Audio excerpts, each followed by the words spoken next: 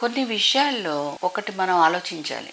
అమ్మాయి వాళ్ళ పుట్టింటిని వదిలి వాళ్ళ అన్నదమ్ములను కానివ్వండి, అక్క చెల్లెలను కానివ్వండి, తల్లిదండ్రులు కానివ్వండి, వాళ్ళ స్నేహితులను కానీ అన్నీ వదిలి కేవలం పెళ్లి కొడుకు చిటికిని వెళ్ళి పట్టుకొని అత్తారింటికి వస్తుంది. అమ్మాయిని ఎంత ఆప్యాయంగా చూడాలి, అనురాగంగా చూడాలి, ఒక కూతురిగా ఆరాధించాలి. కొంతమంది అత్తగారులు అంటే ఏదో అత్తగారి పెత్తనం చెలాయించాలి, మాకు పొద్దున్నే లెగవాలి, అది పెట్టాలి, ఇది వండాలి, మాకు వంటలు చేస్తే మాకు నచ్చదు, నువ్వే చేయాలి ఇవన్నీ అనేసి ఫస్ట్ పెళ్లి చూపులు వెళ్ళగానే మీ అమ్మాయికి వంట వచ్చాను కూడా అడుగుతూ ఉంటారు.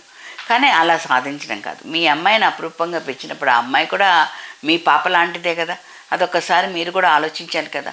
అలా ఆలోచించకుండా వీళ్ళు ఏంటంటే చీటికి మాటికి చిరాకు పట్టించడం, దానివల్ల ఏంటంటే వాళ్ళల్లో కూడా అమ్మాయిల్లో కూడా రోజు ఏంటి ఈ గొడవ ఏంటి అనేసి కూడా అమ్మాయిల్లో కూడా ఒక విరక్తి భావం అనేది కలుగుతుంది. ఆ విరక్తులు అనేది భార్యాభర్తల్లో సంబంధ బాంధవ్యాలు కూడా పలచనైపోతున్నాయి, తెగిపోతున్నాయి.